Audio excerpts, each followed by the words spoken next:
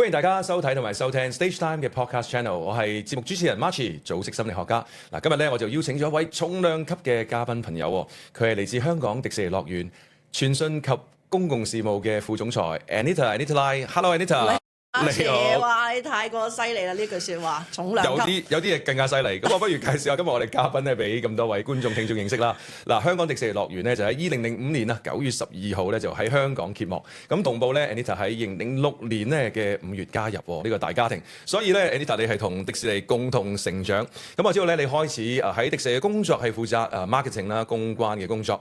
咁啊後來咧就睇埋咧呢一個叫做 corporate citizenship 嘅工作，公民嘅教育啦，亦都同社區聯繫。到咗2019年咧，你就晉升為呢個 senior management 啊管理層嘅職務啊，就負責咧佢哋嘅所有嘅企業傳訊啦、公共事務嘅工作。所以咧，哇，可以話係即係成個品牌嘅形象啊，對內對外溝通咧都係歸你名下。嗱，Anita，頭先我介紹咧，我去認識你咧好早期啦。咁似乎你個 career 好似都幾平步青雲咯。你似唔似一個好有計劃事業嘅人，一路咁喺個企業裏邊去發展同埋成長咧？冇喎，Marshall，你識我好細已經識我啦。咁其實都係有啲 follow the flow 嘅。follow the flow 係啦，follow the flow 嘅。Even 譬如我可能大學嘅時候其實係讀英文系。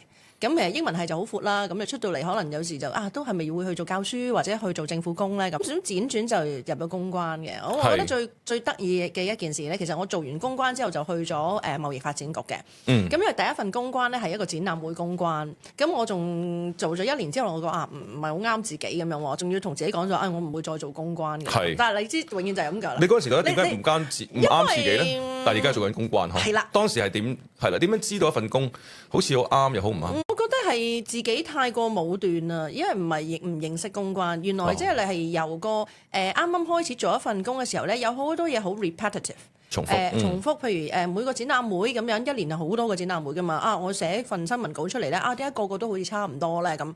咁佢做咗1年之後，發覺就我好似做咗好多咯喎，咁悶嘅，就永遠都係咁。其實係可能好多因素嘅，即係你喺嗰個嘅 consideration 後尾即係識得咁樣諗啦。你有個行頭嘅一個因素啦，你有個環境嘅因素啦，你有公司嘅因素，其實好多嘢會 point to 嗰個 role 啱唔啱你，就唔係就咁一個話公關行頭唔啱我。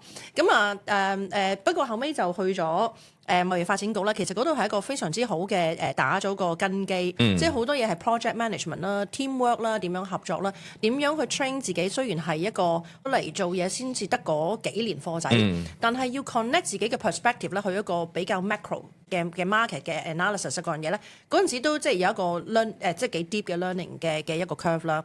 咁後尾係出咗嚟係有一啲，譬如係嗰陣時，已經講嘅大家都知道咩年紀咯，即係科網嗰陣時，科網嘅時候咧就有啲得嘅 opportunity 就出咗嚟啦。哇！跟住就發覺做咩咁轉折嘅咧？即係其實我出咗去做科網嘅咧，其實都唔係好認識嗰樣嘢，但係就一顆心就衝咗出去試下先。但係就跟住就發覺，原來出邊即係一啲唔同嘅公司啊，佢哋嗰個遊戲規則啊，自己唔熟悉，咁好多嘅都挫折嘅，即係點解做極都唔係好順嘅，唔啱咁樣。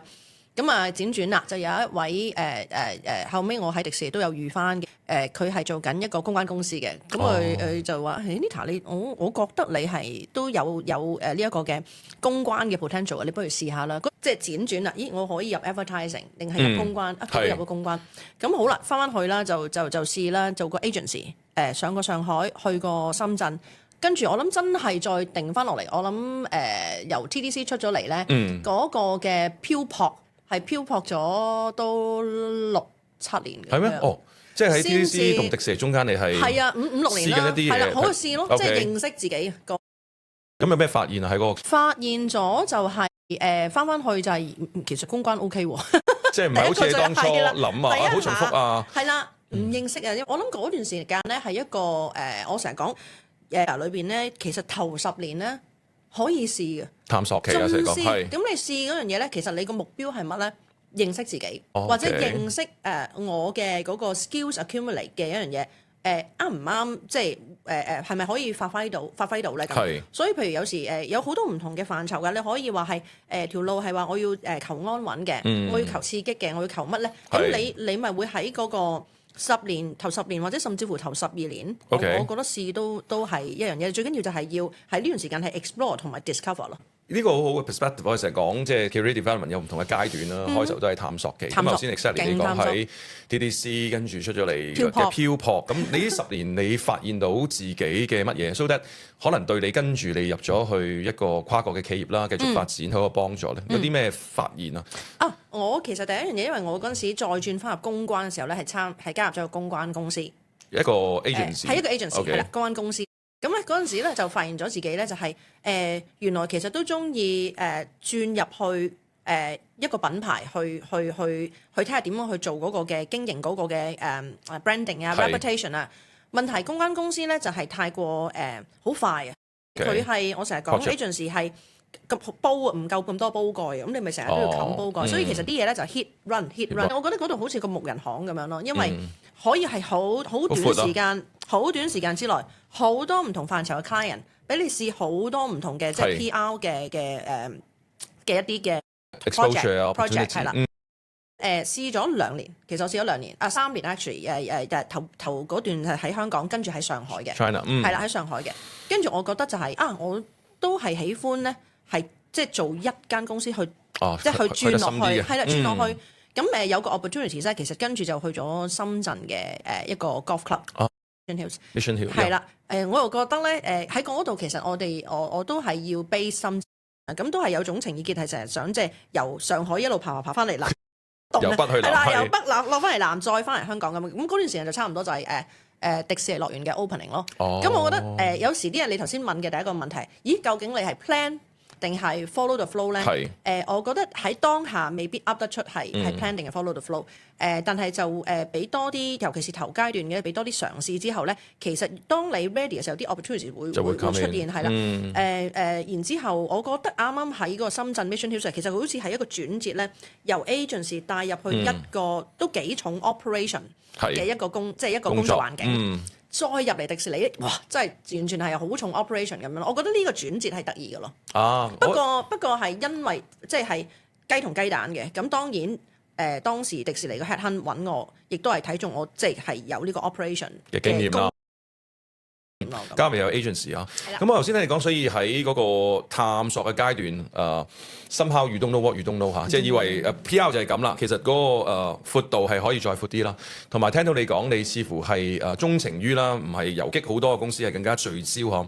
咁所以2006年都係一個好嘅機會啦，有累積個經驗。好啦，咁開展咗你迪士尼嘅生涯啦。咁工作就涉及好多嘅範疇啊，即係又對內又對外。反而喺機構裏邊咧，頭先你好多嘅轉折啦，我特別想都去了解下咧，即係當你去到呢個 senior management 啦嗰個階段啦，都係佢幾大躍進喎。可能管嘅人啊嘅闊度深度，當時最大嘅調節會係啲乜嘢咧？我諗2個階段其實，首先由 senior manager 去做 director 已經係去咗個 executive 啦，冇錯。跟住 executive 再上 vice president。咁我發覺咧，其實由 senior manager 轉上去 executive 其實係嗰個嘅嗰步跨大啲添，大啲，因為你係由啱啱你喺正咗中間啊，即係如果我哋當嗰陣時個 title 係 director 啦咁你個名叫 executive 咯，係其實 in between 嘅，你要知道好 execution 嘅嘢，但你又要開始咧係成為一個即係 team leaders 咁樣，咁你點樣將自己唔係話 detach， 但係你要抽離嘅位咧就係話唔係樣嘢你都要自己落手落腳。但係你要知咯，咁好彩咧就係我哋即係都有幾多，而家譬如我哋有7000個係full time 員工，2000係 part time， 裏邊有成1000幾人咧都係由opening 做到而家嘅，所以即係認識咗好耐係上去嘅。咁嗰啲我覺得有個好處咧，就係即係頭先你講話即係同迪士尼一齊成長啦，就係話我哋對於嗰個 execution work 咧係有足夠好深嘅認識。個轉折就係話深到咁之後，但係你點樣去成為要 lead？條 team 佢去做，然之後你要同佢個團隊一齊做，呢個位好難拿捏。係咪啊？你幾時究竟係使你做定唔使你做？係啦，究竟你係俾 direction 唔俾 direction？俾幾多？俾幾多？嗰陣時就最大嘅適應啦。呢個我諗係啦，呢個最大適應啦。咁而我覺得到最尾最大其中一個 learning 就係話唔使啲嘢 do it your way 嘅喎。OK，其實係。大家有各自可以發揮嘅辦法去做，我諗係學識咧，就係其實你係 leaders in the pack， 你點樣俾到一個一個目標俾大家，跟住俾一個闊度俾大家，等大家去揾個辦法，係大家一齊向住同一個方向。哇！呢一個有時有好多人，我諗即係 come up with 嘅一個問題就係話，我同你講得嚟，我自己做咗啦，係啦，唔可以呢個位，你要放開佢，就係話大家 set 一個嘅目標，個 KPI 又好，或者大家個 goal setting 都好。align 咗之後，咁你就要 check 個 pacing，即係大家個團隊係咪一齊咁樣去？我啱啱開始咗爬龍舟啊，唔係，即係應該係今個禮拜試咗爬龍舟。我發覺係同一個道理，你係個 pacing，大家要一齊向前去，你會向到，係啊，你會向到。同埋中間都仲有一樣嘢就係你點樣 allow 大家去。有個 failure 嘅 opportunities 去 learn 咯。咁呢個 realization 係點樣發現嘅咧？呢個頭先你講嘅就你係啦，嗰個就係你已經過咗河啦，知道係咁樣係做最好。係點樣發現？係要當你越嚟越接觸多啲唔同嘅嗰個 team 有 individual 嘅 team member 有各自嘅看家本領，係嘛？大家各有特色，你就會發覺你一個比較 effective 嘅。leaders 嘅 communication 或者係一個 leadership 咧，其實唔係大家要一模一樣咁樣去着同一件衫，或者係車嗰件衫係同一個辦法去，係可能各有特色地。呢個有少少唔知會唔會係即係關於我哋個本行啦，即係 PR 會係咁啦。你各有特色去到嗰個方向咧，其實出到嚟嗰個哇，即係各自精彩咧，可能係更加正嘅，係好似一個 fashion show 咁樣。哇，你係咪啊？你，但係我哋想做一個 fashion show 出嚟啫嘛。但係你又用紅色，你又用藍色，我哋 overall 係想要 happy 嘅咁樣。你總有啲 guideline 嘅，但係就各自各精彩。去到個 end goal 嗰陣時咧，可能出嘅嗰個嘅 outcome 咧會係 beyond 大家 expectation 嘅。咁所以我覺得就係好 respect 個 learning 嘅過程裏邊咧，其實我自己都發現咗，我自己都 OK 嘅，即係學識咗，或者係甚至乎後尾都好一個 strength 啦，自己係一個就係individuality 啊，個人獨特性係俾大家各自發揮，係咁喺可能 process 嘅一啲重啲嘅 role 咧，未必可以完全係咁，但係我諗嗰個嘅 thinking strategies 同埋個 approach 咧，你可以俾大家即係唔同嘅 team member 咧，自己有多少少自己嗰個嘅 space 做自己嗰個嘅範疇。就頭先你講佢哋有個空間啦，你 respect 佢哋每個人嘅獨特性啦。試咗唔得，咪掃埋一邊咯，俾人聽。咁好好啊，都容許佢哋有啲嘅。係啊，我試過我哋開咗一啲以前最開始嘅時候，同我啲同事開咗有啲 social 嘅嘢，跟住話唔好 work 喎，掃埋一邊，唔好話俾人聽。唔係你都要嗱，如果都係翻嗰句就唔係大錯，唔係一啲我哋成日講緊。以前我有個公關嘅前輩咧，佢話：喂。開個槍有個 bullet 打落嚟打落手流血 ，OK 你咪冚住佢咯。打心臟嗰啲其實你係應該大家去，因為你當你有一個小嘅 failure 又好啦，其實係一個時間去俾你grow back to become stronger 噶嘛。咁我覺得呢個係喺呢個做 executive 嘅過程裏邊咧學得最多嘅嘢咯。呢個好嘅比喻嚇。咁啊小傷唔緊要啊，冚住，但係更加強壯。嘛，又唔係打心臟咁樣。冇錯，心臟就瓜咗啦。所以你要學喺個過程裏邊，頭先講係學。let go 少少 let go。咁你頭先講喺轉 executive 個 let go 係更加大，咁去到再 senior management 你要 let go 嘅嘢係咩？特別我知好多企業啦，咁都其實個 gender mix 就越嚟越 balance 嘅，咁你都作為一個女性去到個跨國企業嘅 senior management 嘅階段，嗰個 let go 又會係啲乜嘢？第一樣嘢係發現咗再上一個而家我哋屬於係 steering committee 啦，就 together with 我哋嘅 president and managing director 咧，即係每一日我哋都好多呢啲嘅，真係大家睇住我哋steer 個 ship 咁樣。好啦，咁你做咩咧？你發覺就係話，我原來係 no longer 咧，只係一個 function team 嘅頭。我其實已經上咗一陣咧，其實係間公司嘅嗰個領導層咧，所以其實啲嘢咧就要再重啲 connect the dots。我唔係淨係為咗自己嗰個嘅 function team，要話點樣去爭取啊、發聲啊，定點樣？學識嗰樣嘢變咗係要 balance，其實係而家係個公司嘅嗰個，即係比較全面啲去睇。但係自己捉住我哋個團隊嘅時候，譬如我哋communications public affairs， 我哋嘅角色係乜咧？我哋有時會係要幫手去推進係出擊咧，係做 commercial 嘅 support 啊、publicity 嗰啲係。可能比較 defensive 嘅一個 protection 嘅一個狀態咧，就係因為要 protect 個 reputation 咁樣。咁呢兩方面即係喺度咁樣調教得嚟咧。但係summarize 一句咧，我哋會揾到自己個 function team 嘅角色咧，其實都係一個 facilitator，去 facilitate 間公司要繼續向前行 commercial business 同埋 operation 係啦。咁你要揾得到呢個中間呢個轉接啦，會睇我哋嘅頭，即係睇我哋嘅頭就係話，喂好，我哋係咪有時其實要堅持呢啲位，定係其實要放棄？因為我睇到係啦，我哋有個比較高。咁我覺得啲嘢咧一路做上去咧都係有關 exposure 嘅，因為譬如我自己以前係 Starwave 係一個 manager 啦，咁你就做自己 executive 即係 execution 嘅嘢啦。上 executive 就開始 connecting the dots with 即係多啲嘢 with 其他我哋 executive level 嘅嘢，就大家就做 collaboration。咁你就變咗我知多啲，聽多啲。去到再上到去而家 steering committee，基本上再長遠啲嘅嘢，再闊啲嘅嘢，其實係一層一層咧都係講緊幫手大家去做connection 嘅啫。我點樣將呢度即係我團隊嘅嘢 connect 翻去大圍闊啲嘅嘢，再向上邊大家講完嘢又落翻嚟，但係最緊要就係要做到個 translator 個角色咧，俾人知道我在這裏做什麼，即係我而家呢度做緊嗰個 why 係乜嘢，嗰度要 call out 出嚟，等大家知道嗰個方向係乜咯。同埋學咗一個另外，我諗再多一樣嘢就變咗 coaching 啦。coaching 原來你會了解個 coach 係啦，coach and 一個叫做 lead 又唔同喎。因為係啦，你 executive lead 都係都有相當 execution 嘅嗰個成分喺度啦。你去到 coach 基本上 execution 嗰個成分好少。再薄啲係。跟住 coach 淨係根本上問問題，跟住然之後咧問問題問到佢自己揾到個 answer 出嚟，而你唔係 provide answer，因為已經我哋同個 execution 已經再遠啲啦。係啦，我哋唔係 the best 去捉住或者係俾晒 instruction 去點樣做，所以個角色再越嚟越重啲。係啦，我仲想學添。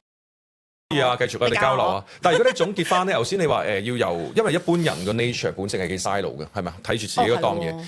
咁而你頭先講到你個 transition 要 let go 就係要再睇闊啲啦。如果有機會你去幫下邊嗰陣同事，即係預備佢哋要睇闊啲咧，你會總結翻係？我第一句嘢，我就叫你可唔可以八卦啲啊？咁樣。即係最緊要人要 curiosity，即係要 keep 住有個 curious。OK。其實我咁做咁。會或者我自己做緊呢樣嘢大家嚟條 team 做緊嗰樣嘢，咦點解佢咁做咧？即係其實係啦，你 start with 好，如果你點解佢咁做，係咪需要都要再 start with 一樣嘢，就係你要了解佢本身，即係可能你嘅 partner 佢嘅要 handle 嘅嗰個嘅佢嘅 working environment 啊，佢嘅 KPI 啊嗰樣嘢，你係咪都需要知多啲？咁先大家會諗到個 common ground 咧。咁所以第一樣嘢就係要八卦。我同埋我補充啦，我覺得除咗八卦，就係佢要有一個幾強嘅同理心咯。即係佢成日都要去即係超出唔係 me 啦，係佢哋啦，係啦，佢哋會係點咧？如果呢個處境，而好多 leader 往往或者好多團隊好埋頭苦幹，好容易跌落嗰個即係個 me 嗰個地方。所以頭先你話八卦啦、同理心啦，要咩咯？即係要睇下大家各自即係嗰個嘅。即係 click 嗰個人嘅係邊一方面咯？譬如有時我當啦我哋可能有銷售部嘅團隊，佢嘅 nature 咧係去攞生意。咁所以你要如果你話用同理心出發嘅話咧，就會諗啊，你諗下佢個高就係呢樣嘢啦，係嘛？你諗即係你，所以你會了解點解大家合作嘅時候咧，就會佢會有咁嘅諗法啦。但係有另外一樣嘢就係可能有一啲係 go getter，即係可能我哋有啲同事咧就係話，喂，我係 achiever 嚟嘅，咁你就會同佢講話咁唔係未必同理心係咁容易係佢掹到出嚟嘅，咁就唯有就大家永遠都係揾 common goal 啦。嗱，你都要 achieve 嘅話。instead of 你就咁企喺度0，你都想達到3啊？可能你本身即係諗住係5，但係去到3都 OK 啊。咁但係點樣去到3咧？你其實要 include 埋其他人嘅，佢都喺佢嘅範疇裏邊咧都可以達到3。咁3就係我哋個 common 嘅嗰個位啦。即係我覺得要俾到我哋有時唔同嘅人物性格嘅同事咧，睇下佢係同人合作嘅時候咧，佢邊樣嘢會 motivate 佢啲。有啲係絕對係 empathy 嘅，但唔係個個人好 empathy。香港我哋大佬喂 efficiency，right？And then 我哋係 goal setter，goal getter，我諗多啲係咁。所以其實我哋大家一齊去揾一個 common 嘅 goal 咧，我覺得呢個係喺個 collaboration 嘅世界裏邊咧係一個好 pragmatic 嘅。係啲人好 pragmatic。你講咗俾佢聽話，喂，我哋大家一齊都可以達到一個推進嘅話咧，咁呢個通常大家都會係即係都會 accept 去咁樣去傾咯，就唔係話喂而家唔係你死又我亡嗰啲，唔係咁嘅傾法咯。咁呢個都係好重要啊！即係有你講咗幾次，有個 common goal 同埋個 why 係好緊要啦。嗱，頭先你又講到唔同嘅 team 啦，咁去翻你最 core 你嘅專長啦，即係公關。我諗公關闊啲嘅層面，其實喺工作會遇到好多crisis 啦，會出現係咪？有啲係細，有啲係大嚇。喺你咁耐嘅公關經驗，有冇啲我諗我即係memorable 嘅event 出現啦，我反而好好奇，即係你會第一時遇到公關你嘅反應會係點咧 ？Yeah， 我其實大細好多都試過啦咁樣。咁我諗可能都係比較喺早期做公關嘅時候咧，係多啲，因為 as I said，即係我哋頭先講話喺 agency 嘅時候係做緊一個 discovery 啊嘛，係啦，即係你喺度吸緊啊，好似個 sponge 咁啊，吸緊好多嘢。咁當時嘅我嘅上司咧，我哋做咗一個 event 好搞笑喺上海，咁但係就個 backdrop 可以 turn 出嚟嘅。出嚟咧，跟住就會用一啲少少嘅嗰啲好似一啲pyro 咁樣咧，就咁燒咁就燒咗嗰個要 launch product 個名出嚟啦。OK。咁點知咧就係可能大家即係冇留意咧，佢個擺嘅嗰啲燒嘅 pyro 咧就太密咧，結果就變咗即係着火喎個 backdrop。咁個 backdrop 就要擰翻去後邊啦。咁但係我諗嗰下係第一個我哋呢個市嘅 seniority 啦，比較 junior 啲啦，就驚咯，就 panic。點咧？着火，我諗都真係好大件事啦，點啦咁呆咗同埋驚，咁點？我見到我嘅上司嗰陣時咧，佢係有個咪喺度啦，但係第一樣嘢咧係笑擰翻轉頭先，同埋咧你會突然間見到佢咧係個時間空間咧好似係慢咗嘅。當大家急嘅時候咧，佢將個 pacing 掹翻，唔好急。笑住，同埋第一樣嘢，即係我學咗好耐，我都成日都叫大家就係話，你係直情係原來係後尾我知道咧，你譬如咬住支筷子，令到知道自己咁樣咧，係用嗰個嘅塊面嘅肌肉咧，都已經可以話翻俾個腦袋知道係 calm 啲，係啦，即係你唔好咁樣，咁笑住去學，咁所以喺嗰個嘅情況當中，我發覺，尤其是喺個crisis 或者係一個突然間發生嘅一個 incident 嘅狀態之下咧，第一樣嘢你係要。反而係要定啊，再慢定咗先，係啦，定咗先個 pacing，你吸氣又好，點都好，笑住都好咧。因為你越或者唔同嘅 crisis issues 都會係咁啊。Instead of 你 rush into 去做好多嘢，係你其實反而係更加需要拿捏咧，就係定去啱嗰個時間先去做一樣 simple 啲嘅on the right timing 先至出，係啊。咁你係需要一個好定嘅心，即係我嗱咗第二樣嘢，因為我嗰陣時係做咗個 golf club 啊嘛，係啊，都係 golf 又係有好大嘅 philosophy 嘅，即係你打18洞，咁你可能打第1、2洞咧，哇打到一排屎咁樣，咁你咧就你每一次都係一個 reset 啊，即係你係需要一個好 calm 嘅心情咧，你先至可以控制到成個身體個 swing。冇錯，咁你咪會對於嗰個resilience 就好，或者係你嗰下要調整心理狀態，so that 唔會俾個心理影響到個即係身體嘅呢啲動作嘅話咧，係一個好勁嘅 mental training。咁所以其實每樣嘢都 point to the same thing， 就係第一樣嘢你先。越亂出邊越亂，你要越定，先吸氣慢，定一定先。咁我見過好多我哋 issues 嘅 leaders 都係咁，即係佢一開波就係我哋全部喺出邊走啊死啦！但係佢坐喺個房度入嚟，坐先，講先，傾，唔好飆出去，唔好飆出去做乜嘢？我哋而家即係拿捏翻件事係發生咩事先。咁呢啲全部都係包穩定翻大家先咯。係呢個係第一步。咁啊，應該可能仲有第2、第3啊。咁如果用第2、第即係呢個係你自己啦，父啊都係用呢個情況。咁喺工作裏邊啲同事即係喺個工作都扯啦 ，efficiency 壓力煲底下，即係個 resilience 都緊要噶嘛。咁你通常係除咗你 role model 之外啦，俾示範俾佢睇，有冇啲乜嘢你會幫到啲同事點樣去建立佢嗰個韌力咧？即係而家我成日講個韌力好緊要。韌力我諗係好多時其實係係 more about checking in 啊，回覆啲同事，即係有時可能係但係呢一樣嘢咧，即係我都想希望即係大家多啲 leaders 咧，都係做多呢樣嘢。你 check in with 你個噓寒問暖條 team 或者嗰樣嘢咧，佢唔係你有發生事嗰下先做，其實係你應該日日做嘅。如果唔係嘅話咧，到你發生事你走去 check in 咧，大家覺得做乜嘢啊？你係咪想 check 我 status？係咪你咪改嘅咩？所以其實咧，呢一個 leadership 嘅一個 style 咧，我 advise 即係希望大家都一齊共勉之啦。係啊，要係 consistent 嘅，要同埋俾人 expect，即係其實你係咁嘅人，即係因為我不嬲都係咁樣做，所以 I walk the talk 而家係咁樣。咁呢個係第一啦。咁好啦，咁 check in 嘅呢樣嘢啦，check 咩咧？係啦，check 咩咧？咁樣當然你會學，即係可能迪士尼嘅環境會 allow 我哋多啲係咁樣做啦。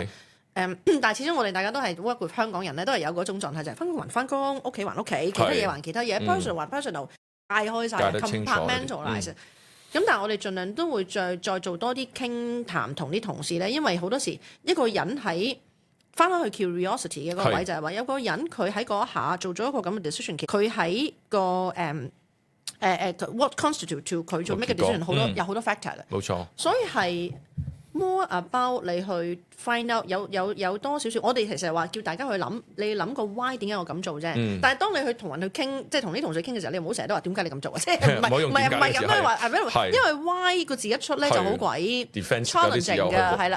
但係所以你應該就係問個 what 咯，由個呢個 check in 嘅 conversation，同埋有時都會 check 埋就你即係屋企啊，或者你點啊，有冇啲私人嘢需要搞先。我哋啲時 family 咧，我哋尤其是係話，最緊要你個 philosophy 係仲要係你要先搞掂，其實你屋企或者自己私人嘅嘢先，即係最好係咁樣先。你冇咁嘅強大心臟，你自己因為嗰句説話係 happy me happy，你自己搞唔掂自己嘅話，其實你搞唔掂，你要眼前做嘅工作係啦。咁所以個 check in 其實都有 multiple level 咯，即係頭先我講就係工作方面個 check in status 啦，或者係即係佢自己嘅 feeling 係 handle 唔到，handle 定 handle 唔到，同大家夾係點樣，自己有冇啲嘅 personal 嘅 struggle 啊嗰啲咧，我哋各樣嘢都會 check 下咯。咁我諗呢個都係而家特別呢幾年講個 well-being 越嚟越重要啦。咁頭先你講嗰個係好具體啦，即係去 check in 嘅時候，其實係帶住一個好奇啦，帶住一個關顧啦。同埋我諗而家呢個年代工作同生活其實都幾 integrate 嘅，即係坦白講好難切嘅，係咪？有時工作嘅環境放工。但如果人要切，你都要 respect， 即係我覺得就係 individual。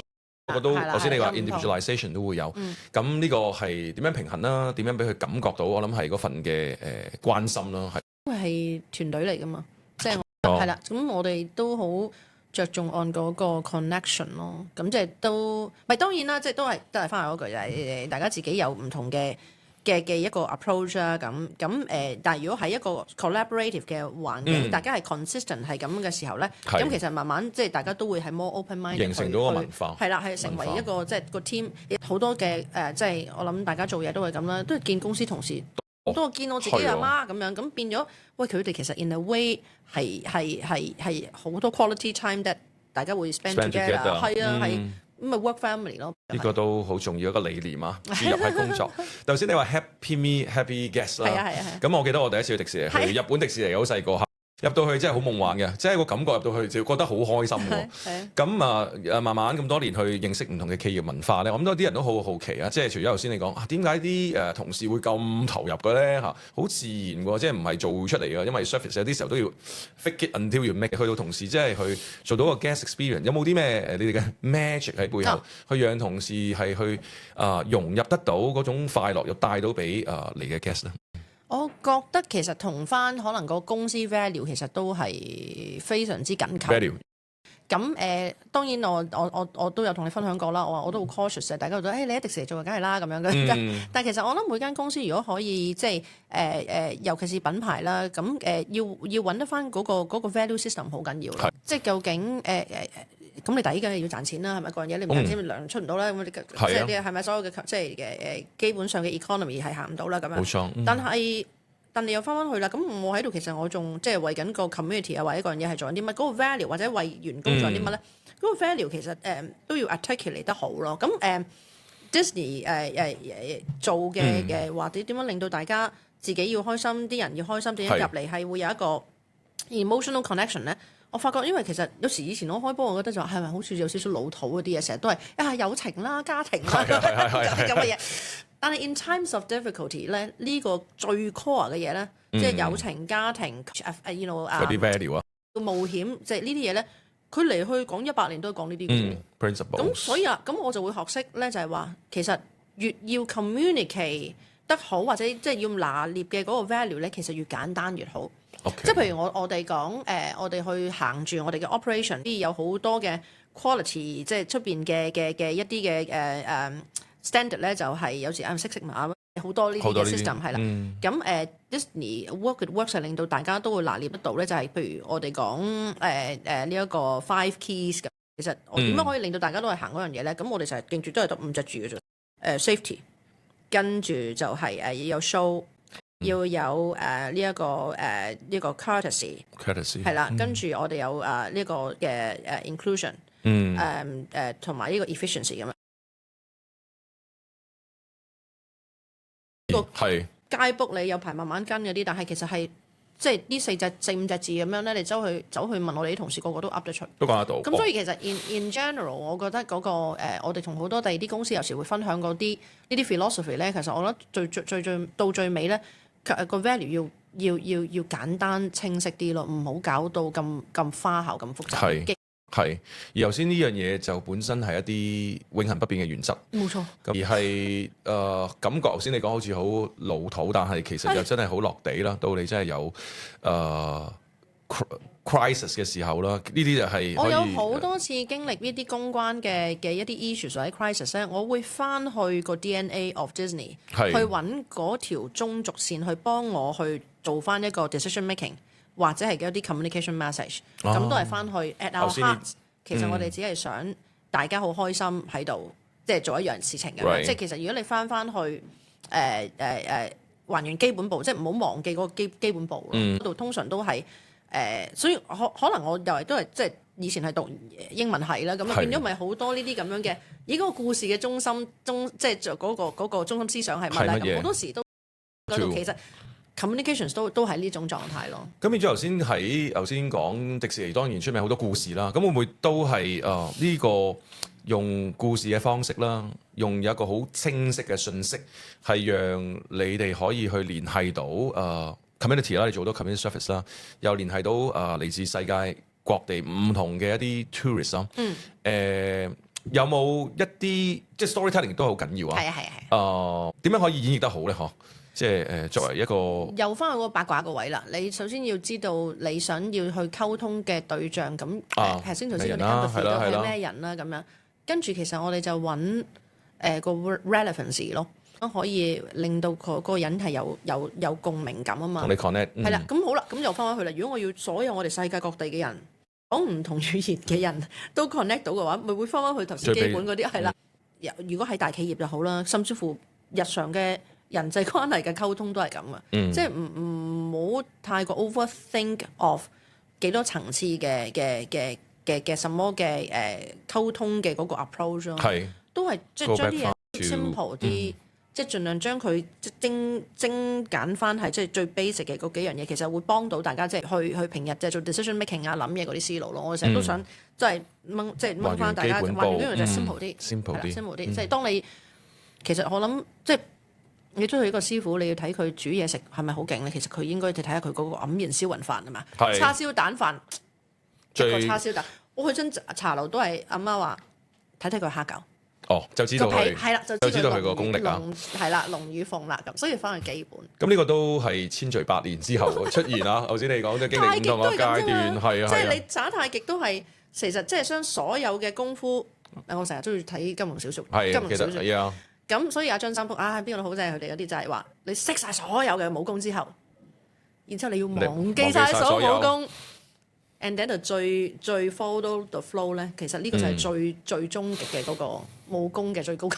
慢慢 dep 啊呢個，即係慢慢 dep 啊。不過你提翻醒我哋，即係去翻還原一啲好基本恆常嘅原則係好緊要啦。喺我哋做 decision making 啊，去做 communication 啊，呢個都好緊要。世界越嚟越複雜啦。咁講到複雜咧，我哋去到講緊未來啦，少少即係你 personal 喺個事業發展啦，又或者喺個工作。而家即係呢個 moment 係講緊好多 technology AI 引入啦。你自己點樣去睇呢個 technology AI 喺你嘅角色啦，喺你嘅團隊或者迪士尼係有啲乜嘢嘅機遇或者挑戰咧？share 下少少你嘅 insights 啦。嚟講，因為其實你都大家都仲未知道其實唔同嘅呢啲AI 又好或者 technology 嘅發展咧，其實可以帶到去邊一個境界係嘛？所以即係都仲係喺度 evolve 緊，而佢個 evolvement 都可以好快嘅喎。譬如我哋講過COVID 之後咧，就突然間大家嗰個消費模式咧就尤其是內地啦，哇！佢全部嗰啲 online 嘅一啲purchase 嘅 platform 咧，好犀利啊嘛！即係淨係即係 lead 住咗全球嘅，我覺得即係咁我哋都喺個過程裏邊都發覺就係話要追要認識嘅嗰樣嘢咧，你就都要與時並進嘅，即係你都唔好話喂我嗰個我唔中意，我哋都譬如喺唔係淨係講緊我自己嘅 PR 嗰邊啦，但係我哋 overall 即係 PRPA，我哋 overall 成個公司都係完咗疫情之後咧就做緊好多嘅 catch up 去了解 online travel agent 嘅生態，大家全部嘅consumer 係點樣去做佢日常嘅嗰個 purchase pattern， 每一個 platform 嘅特性係點樣咁樣。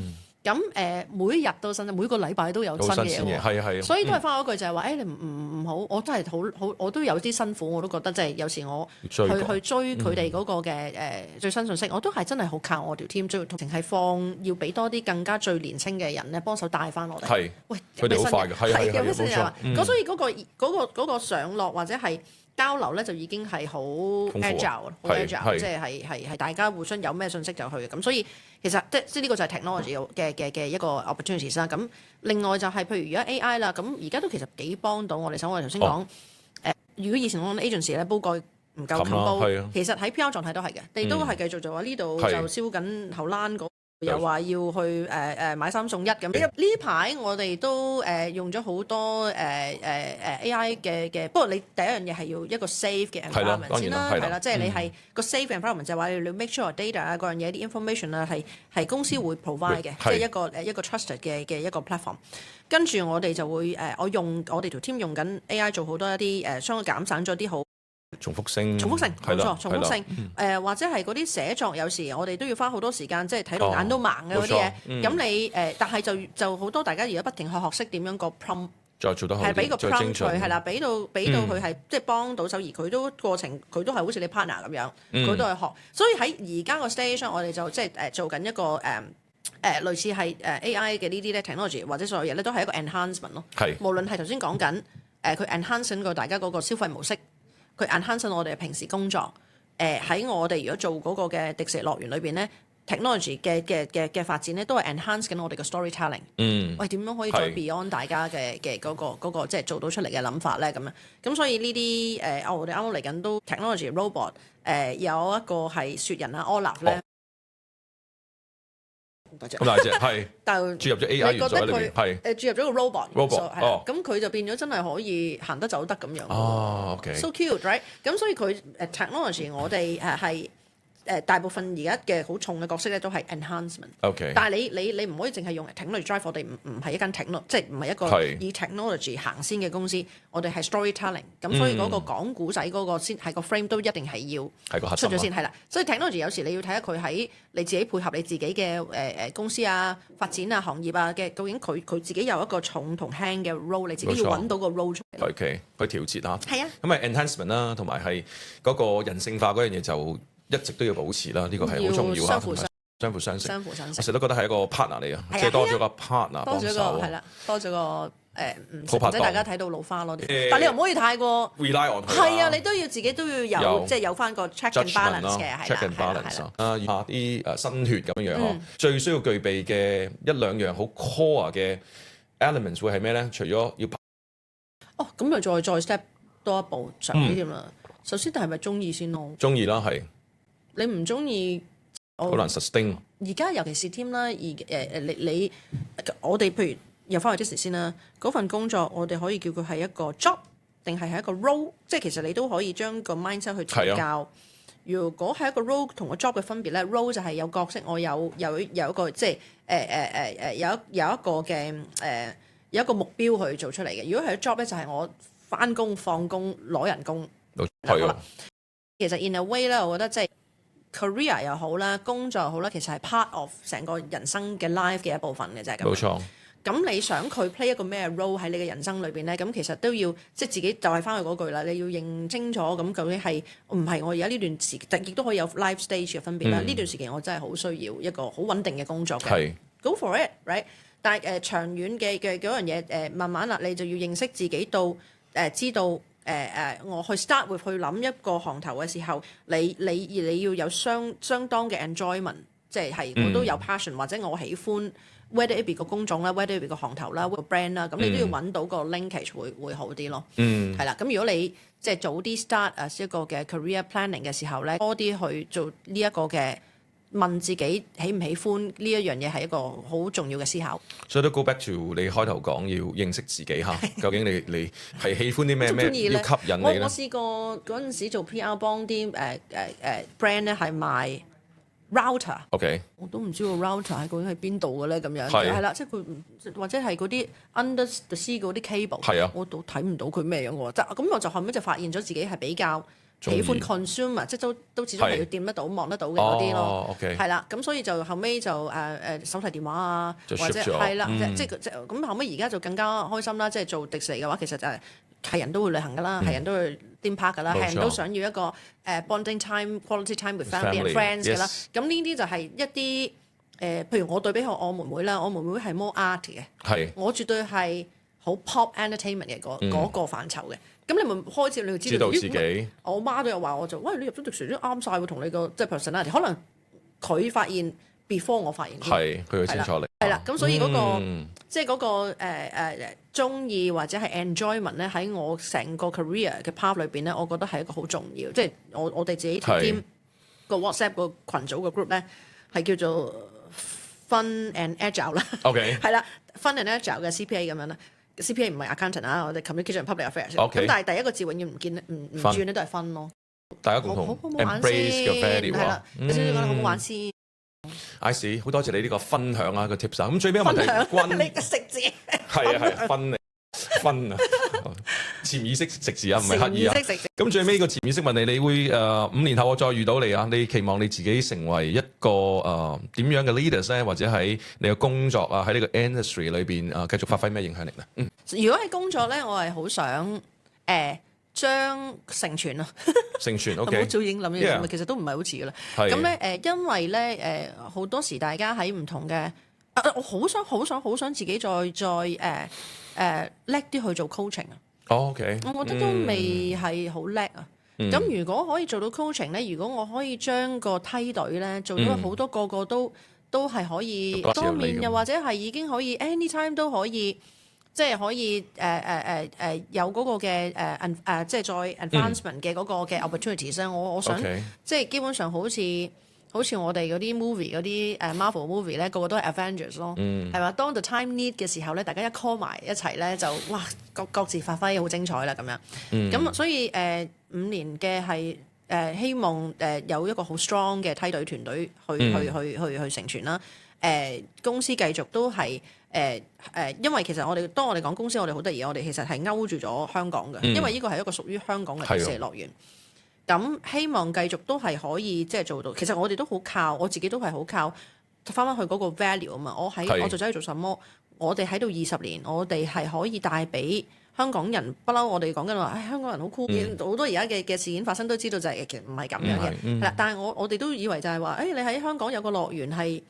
得唔得㗎？我哋啲香港人唔識笑㗎噃，咁樣，但唔係喎，好開心喎，大家咁樣，所以繼續有呢個 space 嘅空間俾大家多啲嚟，或者係即係海外遊客嚟，發揮到我哋嗰個 bring happiness 嘅狀態，而嗰個嘅嘅發展可以繼續係可以多啲嘢玩啦，有啲新啲嘢玩啦，亦都係不停咧每年都去做，咁所以繼續帶俾更多開心俾所有人咧。其實可能我人生裏邊呢段時間係。